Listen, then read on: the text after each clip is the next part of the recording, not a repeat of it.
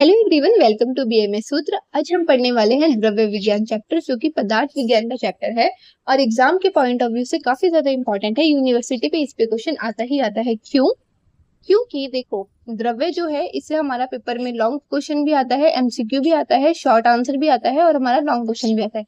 क्योंकि इससे हमारे तीनों ही टाइप के क्वेश्चन आते हैं, इसलिए एग्जाम के पॉइंट ऑफ व्यू से काफी ज्यादा इंपॉर्टेंट हो जाता है। अब हम देखेंगे इस चैप्टर में हम कवर क्या क्या करने वाले हैं। तो सबसे पहले हम कवर करेंगे द्रव्य का परिचय, फिर हम कवर करेंगे द्रव्य शब्द की व्युत्पत्ति, फिर हम कवर करेंगे द्रव्य का लक्षण, फिर हम कवर करेंगे द्रव्य का क्लासिफिकेशन एंड फिर हम कवर करेंगे द्रव्य की संख्या। अब बात आती है कि मैम द्रव्य होता क्या है। तो द्रव्य मतलब सबस्टेंस। आपने बचपन में एक डेफिनेशन तो पक्के से पढ़ी होगी कि सबस्टेंस क्या होता है। Any material which has mass and occupy space is known as substance. ठीक है, तो वो कोई भी मटेरियल जिसके पास कुछ ना कुछ मास होता है और वो कोई ना कोई स्पेस घेरता है, उसको हम क्या बोलते हैं, द्रव्य बोलते हैं, यानी कि सबस्टेंस बोलते हैं। अब बात आती है द्रव्य का परिचय। सबसे पहले तो वैशेषिक दर्शन ने भाव पदार्थों में द्रव्य को प्रथम स्थान पे रखा है, जबकि चरक संहिता में जो 6 पदार्थ है, कौन कौन से हैं हमारे, द्रव्य, गुण, कर्म, सामान्य, विशेष, समवाय, उसमें से जो हमारा द्रव्य है उसको 4th स्थान पे रखा है। अब ये बात इन्होंने कैसे बोली, तो अगर आपने मेरी वीडियो देखी होगी फर्स्ट चैप्टर की, तो उसमें मैंने एक टेबल बताई थी जो कि बहुत ज्यादा इंपॉर्टेंट थी। मैंने कहा था कि ये वाली टेबल याद होनी चाहिए। ठीक है, तो ये है वो वाली टेबल, पदार्थ की संख्या। ठीक है, ये मस्ट है, इसको आप अगर याद कर लेंगे तो आप द्रव्य, गुण, कर्म, सामान्य, विशेष, समवाय सबका परिचय यूं लिख देंगे। ठीक है, अब इसमें देखो क्या बोला है कि चरक संहिता में जो द्रव्य है इसको हमने 4थे स्थान पे रखा है और वैशेषिक दर्शन ने द्रव्य को प्रथम स्थान पे माना हुआ है। ठीक है, दिख गया आपको। तो अगर आपने ये वाली टेबल लर्न कर ली तो आप द्रव्य, गुण, कर्म, सामान्य, विशेष, समवाय सबका परिचय ऐसे ही लिख देंगे चरक और वैशेषिक के अकॉर्डिंग। ठीक है, तो वैशेषिक ने फर्स्ट स्थान पे माना है और चरक ने इसको 4थे स्थान पे माना है। उसके बाद आता है हमारा द्रव्य शब्द की व्युत्पत्ति। तो द्वगत धातु में यत प्रत्यय लगाकर हमारा द्रव्य शब्द बना है। इसमें हमारे 2 श्लोक आते हैं। पहला है हमारा द्रवति गच्छति परिणामम इति द्रव्यम, यानी कि जो हमारा परिणाम को प्राप्त हो उसे हम द्रव्य कहते हैं, यानी कि टाइम के साथ जिसकी क्वालिटीज में चेंज आए, जिसका ट्रांसफॉर्मेशन हो, उसको हम क्या बोलते हैं, द्रव्य बोलते हैं। जैसे कि दूध से मान लो हमारा क्या बन गया, दही बन गया। ठीक है, तो ये हमारा द्रव्य है। या फिर युवावस्था से हम वृद्धावस्था में जाएंगे। ठीक है, तो ये भी क्या है, हमारा द्रव्य है, यानी कि जो परिणाम को प्राप्त हो, जिसका ट्रांसफॉर्मेशन हो टाइम के साथ, उसको हम क्या बोलते हैं, द्रव्य बोलते हैं। दूसरा है हमारा द्रवति गच्छति संयोग विभागादि गुण यति व द्रव्यम, यानी कि जिनका संयोग हो, जो 2 द्रव्य जिनको मिलाया जा सके और जिनका विभाग हो, यानी कि जिनको सेपरेट किया जा सके, उसको भी हम क्या बोलेंगे, द्रव्य बोलेंगे। फिर आता है हमारा द्रव्य का लक्षण। ठीक है, उसमें जो सबसे ज्यादा इंपॉर्टेंट है, जो एग्जाम में आती है और जो आपको श्लोक याद होना चाहिए, वो है चरक संहिता के अकॉर्डिंग ये वाला श्लोक, यत्र आश्रिता कर्म गुण कारणम समवाय यत् तद् द्रव्यम। वेरी वेरी इंपॉर्टेंट श्लोक, एग्जाम में आता ही आता है। अगर उन्होंने बोल दिया कि द्रव्य की डेफिनेशन लिखो तो ये वाला श्लोक मस्ट है, यत्र आश्रिता कर्म गुण कारणम समवाय यत् तद् द्रव्यम। अब इसका मीनिंग क्या है, अगर तुम्हें इसका मीनिंग समझ आ गया तो तुम्हें बहुत अच्छे से सब समझ आ गया। अब ध्यान से सुनना, ये हमें क्या बोला है, ये बोल रहा है कि कर्म और गुण जिसमें समवाय संबंध से आश्रित हो। कर्म मतलब क्या होता है, एक्शन हो गया। गुण मतलब हमारा क्या हो गया, क्वालिटी हो गई। ठीक है, तो कर्म और गुण जिसमें समवाय संबंध मतलब होता है जिसको हम अलग नहीं कर सकते, यानी कि नॉट सेपरेट। ठीक है, अगर वो इसमें आश्रित हो और जो द्रव्य, गुण और कर्म का समवाय कारण हो, उसे हम द्रव्य कहते हैं। अब देखो कैसे समझ में आएगा। मान लो अभी तुम पढ़ रहे हो, तुम सबके पास मोबाइल होगा। ठीक है, तो ये हमारा क्या है, ये है हमारा द्रव्य। अब इसमें 2 चीज आती हैं, एक हो गया हमारा गुण यानी कि क्वालिटीज हो गई, एक हो गया हमारा कर्म यानी कि एक्शन हो गया। तो फोन का क्वालिटी क्या है, ठीक है, तो किसी का कौन से कलर का फोन होगा, किसी का किस कलर का फोन होगा, है ना, किसी का बड़ा फोन होगा, किसी का छोटा फोन होगा, तो ये सारी उसकी क्वालिटीज हो गई।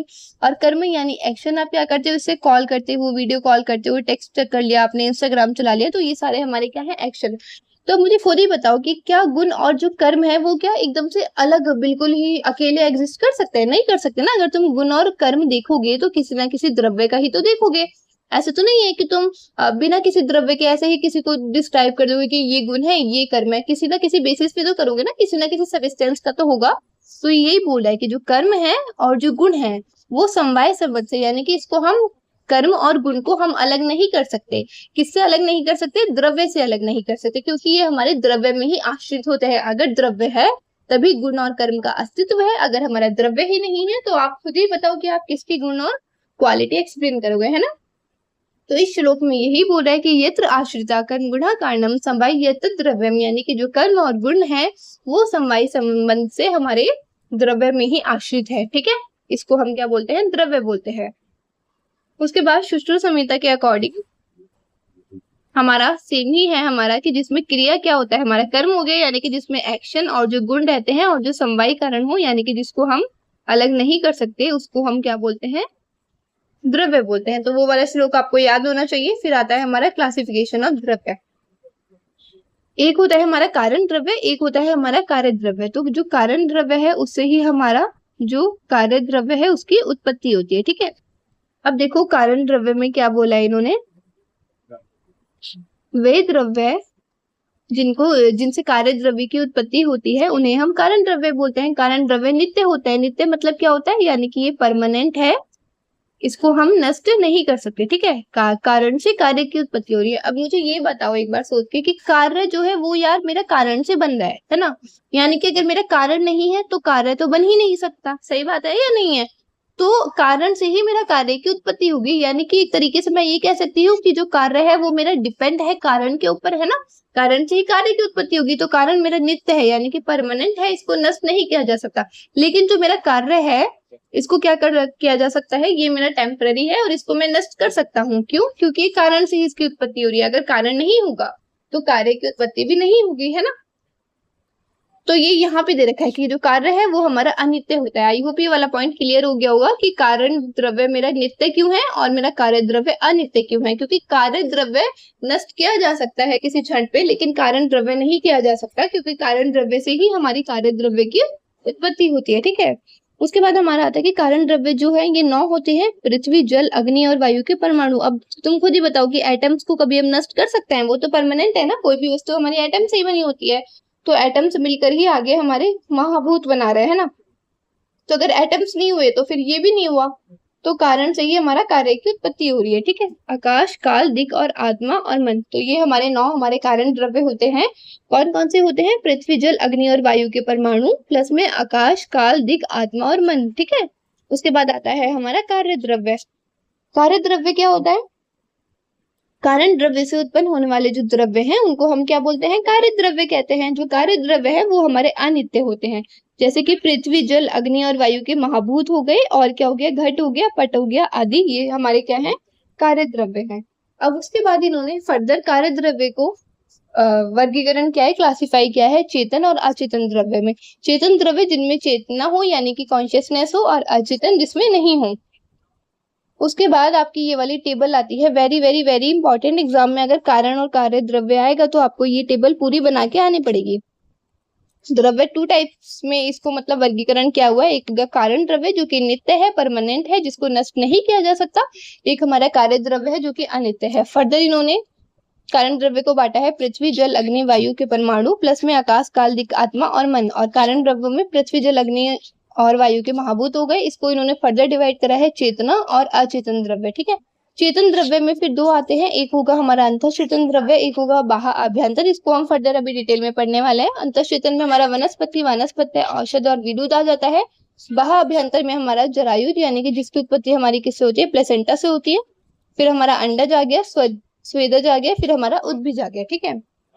अब देखो ये रहा चेतना और अचेतन द्रव्य। तो चेतन द्रव्य कौन से होते हैं? जो इंद्रिय युक्त द्रव्य होते हैं उनको हम चेतन द्रव्य कहते हैं, और जो इंद्रिय रहित द्रव्य होते हैं उनको हम अचेतन द्रव्य कहते हैं। अंतःचेतन और बाह्य अभ्यंतर। अंतःचेतन द्रव्य, इनमें ज्ञान का अनुभव भीतरी स्तर पर होता है। मतलब आपको दिखेगा नहीं बाहर से कि इसमें इंद्रियां हैं, लेकिन उनमें अंदर ही अंदर इनसाइड कॉन्शियसनेस होगी, ठीक है। भीतरी स्तर पे होती है, परंतु उसे व्यक्त करने में असमर्थ होते हैं। जैसे कि स्पर्श करने से लाजवंती सिकुड़ जाती है। आपने देखा होगा नॉट टू टच प्लांट, है ना। आप जैसे ही उसको छुएंगे तो क्या होगा? वो बंद हो जाएगी, सिकुड़ जाएगी। तो उससे क्या ज्ञात होता है? हमें उसकी स्पर्श शक्ति का ज्ञान होता है, ठीक है।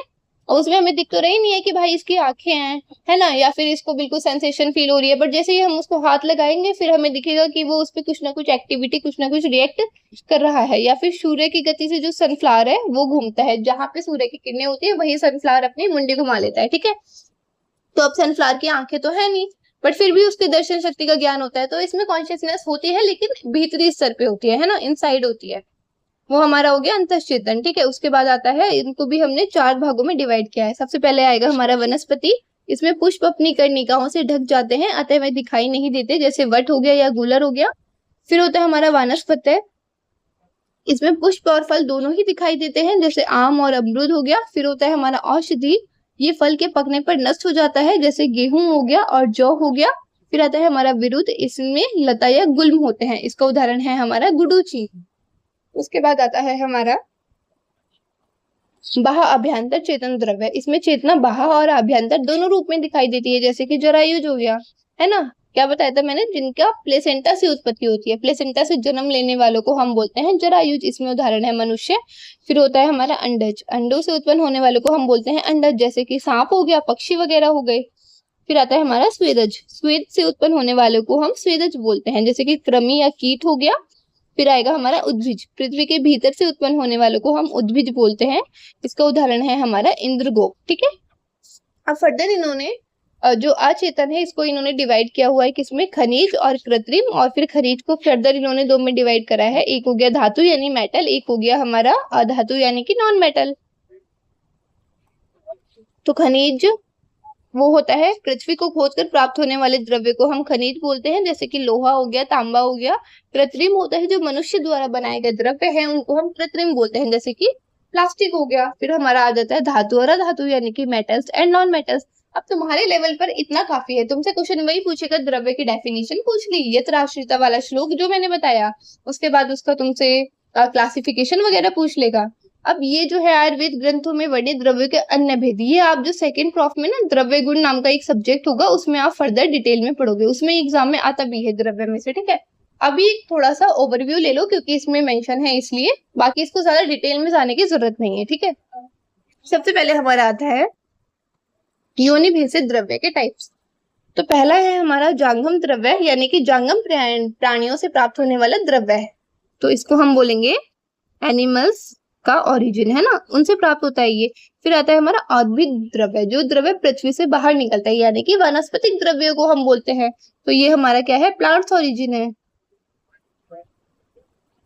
जैसे गेहूं हो गया, यव हो गया। फिर आता है हमारा भौम द्रव्य, पृथ्वी से प्राप्त होने वाले द्रव्य को हम भौम द्रव्य बोलते हैं, जैसे कि लोहा यानी आयरन हो गया।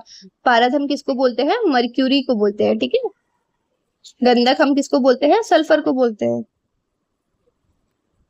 उसके बाद आता है हमारा प्रयोग भेद से द्रव्य के टाइप्स। तो इसमें 2 आते हैं, एक हो गया औषध द्रव्य, एक हो गया हमारा आहार द्रव्य। औषध द्रव्य क्या होते हैं, इनका प्रयोग शरीर में शीत, उष्ण, स्निग्ध, रूक्ष आदि गुणों को उत्पन्न करना होता है। और जो आहार द्रव्य है ये क्या करते हैं, जो शरीर की धातुएं होती है उनका पोषण करते हैं। Let me know in the comment section की जो हमारी धातुएं हैं कितनी होती हैं और उनके नाम क्या क्या होता है, देखते हैं तुम्हें कितना याद है, ठीक है। उसके बाद हम देखेंगे दोष कर्म भेद से द्रव्य के प्रकार। तो एक तो होता है जो दोष को शमन करता है, एक होते हैं धातु को प्रदूषित करने वाले, एक होते हैं स्वास्थ्य कारक द्रव्य। तो दोष प्रशमन द्रव्य कौन है, जो दोषों का शमन करने वाले द्रव्य होते हैं, जैसे कि गुडुचि हो गई, वो क्या है, त्रिदोष शामक, यानी कि वात पित्त कफ तीनों का ही शमन करती है। फिर हमारा क्या होगा, एक सेकेंड, धातु प्रदूषक द्रव्य, जो धातुओं को दूषित करने वाले द्रव्य होते हैं उनको हम बोलते हैं धातु प्रदूषक, जैसे कि हमारा विष हो गया यानी कि पॉइजन हो गया।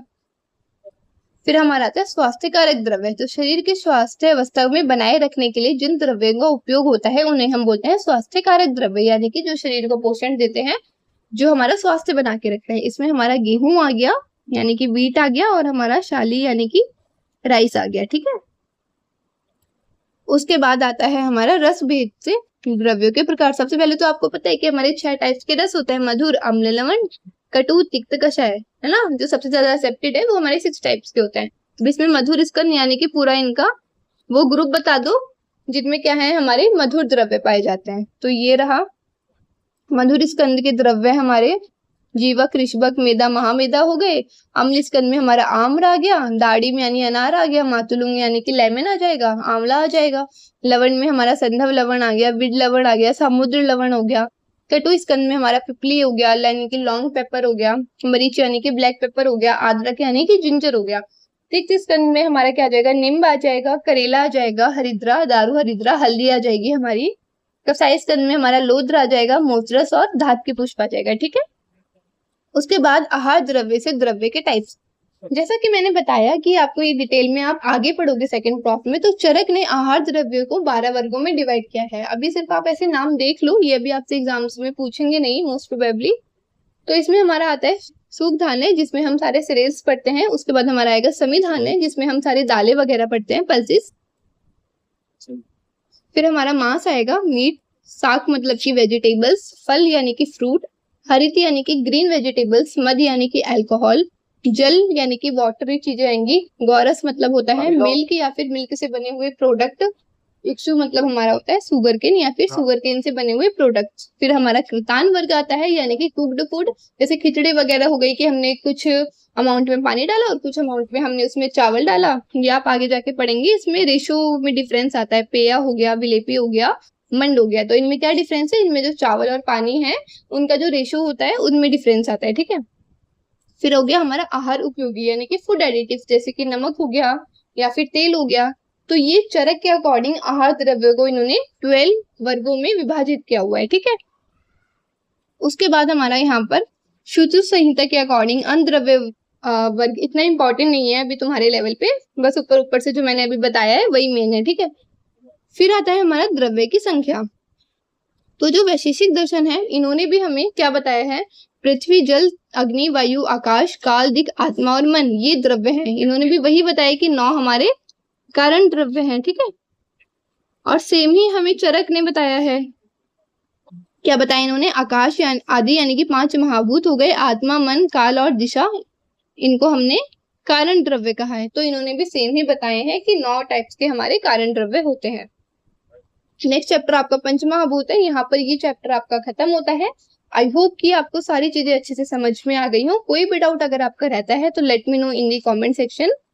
ध्यान रखो अपना, बाय बाय, टेक केयर।